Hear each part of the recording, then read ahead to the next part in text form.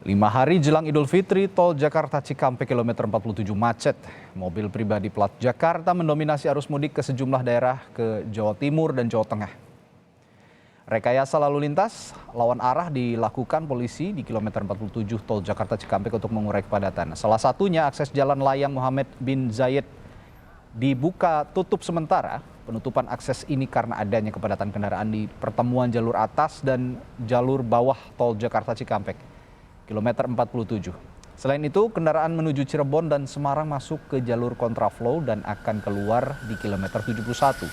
Mayoritas kendaraan pemudik berasal dari Jakarta.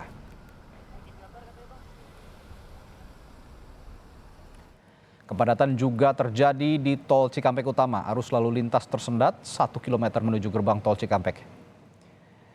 Kemacetan terjadi seiring naiknya volume kendaraan. Hal ini sesuai prediksi puncak arus mudik yang dimulai pada hari ini.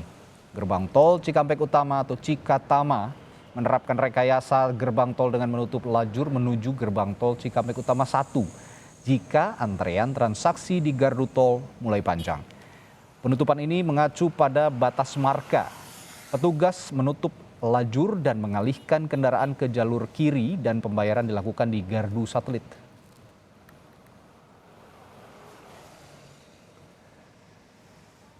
Francisco Donasiano, jurnalis Kompas TV, ada di kilometer 47 tol Jakarta Cikampek dan ada juga Triksi Valencia di gerbang tol Cikarang Utama untuk melaporkan arus mudik di sana. Kita akan ke Francisco terlebih dahulu. Sisko, sistem lawan arah berlaku di kilometer 47 tol MBZ juga dibuka tutup sementara. Apakah berhasil mengurai kemacetan sejauh ini? Baik, selamat siang Radi dan juga saudara. Apakah kemudian hal ini efektif untuk mengurai kemacetan yang terjadi pada siang hari ini? Tentunya adalah fluktuatif sebenarnya kalau kita lihat pada kondisi real ataupun kondisi nyata di lapangan. Karena dengan berbagai sistem yang kemudian digunakan, mulai tadi sempat dilakukan sistem kontraflow, kemudian juga penutupan akses jalan layang atas yaitu tol MBZ yang dilakukan dari pukul 8 hingga saat ini untuk akses lalu lintas ataupun arus lalu lintas di kawasan kilometer 47 sehingga 48 ini terpantau cukup fluktuatif. Karena kenapa? Apabila kami menunggu sekitar 5 menit, kepadatan lalu lintas ataupun dari kendaraan-kendaraan ini bisa saja terurai seperti itu. Namun jelang 5 menit bisa tergambar dalam visual Anda terjadi kepadatan lalu lintas seperti di belakang kami. Tentunya berbagai rekayasa lalu lintas ini sifatnya adalah situasional sebenarnya Radi dan juga saudara. Kenapa situasional? Karena dilakukan untuk menguraikan sejumlah kendaraan, khususnya yang mayoritas adalah kendaraan pribadi pada siang hari ini. Kalau dari pantauan kami tadi saat melakukan perjalanan pada pukul 7 pagi hingga ke kilometer 47 ini sudah terjadi kepadatan lalu lintas ataupun kendaraan di kilometer 40 Radi dan juga saudara. Sehingga di kilometer 47 terpaksa harus dilakukan sistem rekayasa lalu lintas yaitu adalah kontraflow. Namun saat ini sudah tidak dilakukan seperti itu, di mana tadi dilakukan untuk kendaraan-kendaraan yang akan mengarah ke Cirebon dan juga Semarang yang nantinya akan keluar di kilometer 71. Sehingga yang bisa tergambar pada saat ini, inilah visual Anda seperti yang tadi kami katakan bahwa bisa saja sangat fluktuatif ataupun juga cair seperti itu ataupun padat seperti yang tergambar diambil oleh juru kamera kami Jennifer Prapta, di mana memang kendaraan-kendaraan ini paling banyak mendominasi adalah kendaraan pribadi seperti itu dan juga para pemudik. Apa kemudian yang menjadi parameter bahwa ini adalah kendaraan pemudik sebenarnya Radi dan juga saudara adalah kendaraan-kendaraan yang kemudian di atas kendaraannya atau di atas mobilnya tersebut membawa sejumlah barang dan juga diisi setidaknya lebih dari 4 penumpang saat melakukan perjalanan di tol Jakarta Cikampek ini Radi dan juga saudara. Sehingga memang untuk arus lalu lintasnya sekarang jelang berbeda 2 menit saja sudah terjadi pengaliran arus lalu lintas seperti itu Radi. Sehingga memang bagi masyarakat yang akan kemudian melintas di sini memang harus memanage waktunya juga, mengingat bahwa arus lalu lintas di sini cukup cair seperti itu Radi. Ya memang seperti yang Anda katakan fluktuatif dan tergantung kondisi di lapangan. Nanti petugas mengatur lalu lintas ini seperti apa bagi para pemudik. Namun sesuai prediksi puncak arus mudik hari ini terjadi.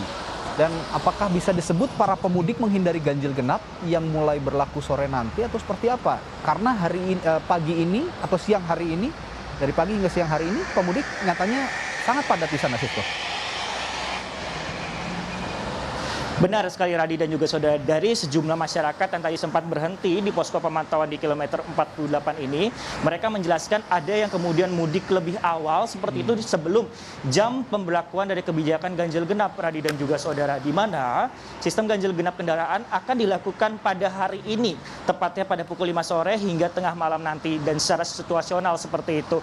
Sehingga bagi pemilik-pemilik kendaraan yang kemudian mempunyai plat nomor ganjil, mereka berangkat lebih dulu ataupun izin dari kerjaannya. Adapun memang ada juga sejumlah masyarakat yang sudah mempersiapkan kendaraannya sesuai dengan tanggal keberangkatan mereka. Hari ini adalah tanggal 28, sehingga kendaraan-kendaraan genap kemudian yang nanti diizinkan untuk lewat melalui jalan tol Trans Jawa ini dari kilometer 47 ke kilometer 414 Kali Kangkung Semarang seperti itu. Sehingga memang perlu diketahui juga bagi masyarakat yang kemudian akan melakukan aktivitas mudik ke kampung halaman, memperhatikan kebijakan tersebut, dan nantinya memang apabila terjadi kepadatan kendaraan di tol Jakarta Cikampek ataupun juga nantinya mengarah ke arah Jawa Tengah ataupun Jawa Timur, akan dilakukan rekayasa lalu lintas lain mulai dari kontraflow hingga nantinya sistem one way. Masyarakat tentunya harus sadar juga bahwa yang bisa kami sampaikan juga di kilometer 48 ini sempat terjadi penumpukan kendaraan. Selain adanya pertemuan antara ruas jalur atas dari akses jalan layang Muhammad bin Zayed dan juga jalur bawah dari tol Jakarta Cikampek, ada sejumlah penumpukan yang terjadi akibat masalah rest area seperti itu, Radi dan juga saudara. Gimana kami pantau minimnya kemudian rest area, walaupun sudah disediakan rest area bayangan seperti itu di Jalan MBZ, ini justru menyebabkan kepadatan lalu lintas karena mereka akhirnya berhenti di tempat kami melaporkan saat ini untuk urusan kamar mandi. Namun pada pukul 9 tadi dari pihak kepolisian sudah mengatur arus lalu lintas sehingga masyarakat tidak diperkenankan untuk berhenti di titik sini, namun berhenti di rest area terdekat yaitu di kilometer 57. Harapannya untuk bisa menyelesaikan semua urusan kamar mandi ataupun juga memberi kebutuhan ataupun juga perlengkapan lain, di mana memang dihimbau kepada masyarakat setidaknya maksimal hanya menghabiskan waktu 30 menit saja di rest area. Radi. Ya, itu tadi di Cikampek kilometer 47 laporan Francisco de Nacional. Kita akan juga mengetahui bagaimana kondisi di tol Cikarang Utama. Ada Valencia Triksi yang memantau pergerakan pemudik di sana. Triksi, masih macetkah menuju gerbang tol Cikatama saat ini? Ya Radi, masih macet, masih terjadi kepadatan, masih terjadi antrian yang cukup panjang kendaraan. Tadi kami melihat ada sekitar 1 km ini antrian kendaraan menuju ke gerbang tol Cikampek Utama. Nah, sebenarnya ini juga seiring dengan puncak arus mudik yang terjadi pada hari ini, karena memang sesuai dengan data Jasa Marga, pada hari Rabu ini sudah terjadi kenaikan 141% kendaraan yang melintas. Ditambah hari ini merupakan puncak arus mudik, ini juga sudah naik angkanya, Radi, yang melintas ke arah Palimanan. Untuk data real time sampai dengan pukul 9 pagi, ini sudah ada 13.000 kendaraan yang melintas, dan sekarang saat ini sudah pukul 11 lebih, maka ini sudah ada diperkirakan hampir 20.000 kendaraan yang melintas di gerbang tol Cikampek Utama. Nah, sebenarnya apa yang menjadi kendala di gerbang tol Cikampek Utama ini sehingga menimbulkan kepadatan atau antrian panjang kendaraan? Salah satunya adalah memang setiap pengguna ini membutuhkan waktu untuk melakukan transaksi atau pengetapan kartu e-tol mereka. Tapi satu lagi yang juga disebutkan menjadi kendala Jasa Marga yang masih ditemukan sampai saat ini adalah masih banyak saja pengendara yang lupa untuk mengecek kembali isi saldo e-tol mereka. Karena ketika mengetap baru ketahuan ternyata saldonya masih kurang atau ternyata tidak ada saldo sama sekali. Jadi dari pantauan kami juga di gardu tol, Radi dan juga saudara, ada beberapa pengemudi yang akhirnya mengantri total saldo. Akhirnya membuat antrian panjang berimbas kepada kendaraan lainnya. Padahal sebenarnya dari Jasa Marga sudah membuka 18 gardu tol untuk dapat mengurai kepadatan. Nah, salah satu lagi rekayasa yang dilakukan oleh Jasa Marga adalah sebenarnya jika sudah melewati batas atau marka chevron mereka menyebutnya, maka ini akan ditutup lajur yang menuju ke gardu tol utama ini dan akan dialihkan ke jalur sebelah kiri untuk melakukan transaksi di gardu satelit. Akan tetapi karena saat ini situasinya ini sangat ramai, kenaikan kendaraan juga terjadi dan kepadatan ini sudah hampir 1 km, maka tidak dilakukan penutupan yang menuju ke lajur gardu tol utama. Jadi semua gardu dibuka, namun petugas ini mengalihkan kendaraan yang menuju ke lajur gardu tol utama untuk mengambil lajur sebelah kiri atau jalur sebelah kiri. Karena sebenarnya Radi dan juga saudara, ini sama saja, baik di jalur sebelah kanan maupun jalur sebelah kiri ini menuju ke arah Palimanan, masih ke arah yang sama maksud kami.